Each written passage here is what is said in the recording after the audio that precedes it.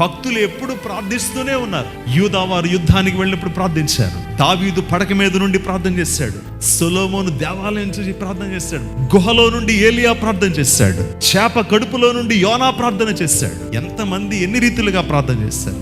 గదిలో యేసయ్య ప్రార్థించాలన్నాడు. యేసు ప్రభువారు తోటలో ఉండి ప్రార్థన చేశాడు. యేసు ప్రభువారు అరణ్యంలోనికి వెళ్ళినప్పుడు అరణ్యంలో ఉండి ప్రార్థన చేశాడు. యేసు ప్రభువారు సిలువలో వేలాడుతూ ప్రార్థన చేశాడు. యేసు ప్రభువారికి శిష్యులు మేడ గదిలో నుండి ప్రార్థన చేశారు. పేతురు మిద్దె పై నుండి ప్రార్థన చేశాడు.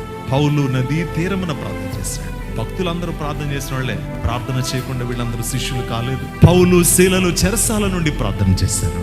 సముద్రంలో ఓడ కొట్టుకుపోతున్నప్పుడు అప్పుడు పౌలు ప్రార్థన చేస్తా ఉన్నాడు. పరలోకంలో ఇవాళ హత సాక్షులు, ఇక్కడ నుండి పరదేశకు వెళ్ళిన పరిశుద్ధులు, వారు విజ్ఞాపనలు ప్రార్థనలు చేస్తూనే ఉన్నారు. అపోస్తలుడైన పౌలు 2 తిమోథియన్స్ చాప్టర్ 2 అంటున్నాడు. ఏమన్నాడంటే ప్రతి స్థలంలో మీరు ఏం చేయాలి? ప్రార్థన చేయాలి అన్నాడు. కానీ డెఫినెట్ గా ప్రార్థన చేయాలి. చాలా మంది ప్రార్థనలో మరి గురి లేని ప్రార్థన చేస్తూ ఉంటారు. దేవుని పిల్లలు ఖచ్చితంగా గురి కలిగి ప్రార్థన చేయాలి.